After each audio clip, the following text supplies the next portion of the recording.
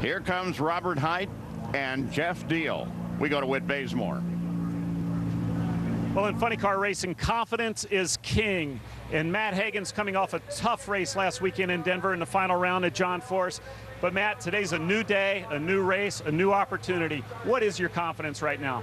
You know, Whit, my confidence is very high. You know, it's like building blocks. You have to set a baseline and start stacking those blocks on there, and eventually you come to the top of it and you're at the top of your game. You know, it's like a pyramid. And right now we've set a good baseline. The car is running down the racetrack. We had 4 laps in Denver in qualifying, 4 laps on race day. We've been down the racetrack 4 times this weekend, and I think that we just have to keep growing our confidence.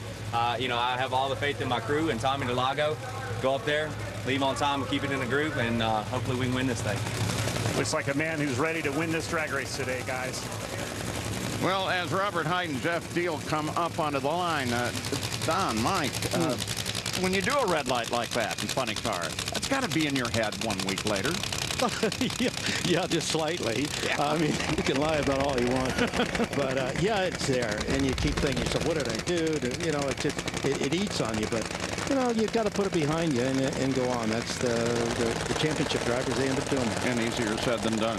Yeah, it is. But that's fun.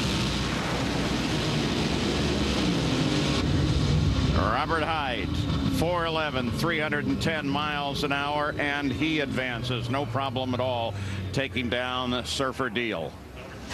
Well, let's go on board with Robert Hight. Let the car move towards the center just a little bit right there. You see it, but he's kept it in the groove. It's a very narrow groove here, so you want to stay in it. It doesn't affect it as much, like we said, Snake, when the track is this tight, but later rounds, you're going to want to really keep it down the middle. You're right, Mike, and you have to feel that, too. When that car starts to go over something, you got to be ahead of the car, not behind the car, because of the steering of it. You got to move it over as it wants to start to go over to keep it in that groove. And so to go back the other way, you pull it back and give it a little English, sort of, you know, and that's what keeps them down the center lane. Well, some of the Army looking on in the big Army display. Yeah, that's because we want to talk about Tony Schumacher. He is getting that car ready. He has a big matchup, and one he cannot take lightly. In the next round, he's going to face Doug Paletta.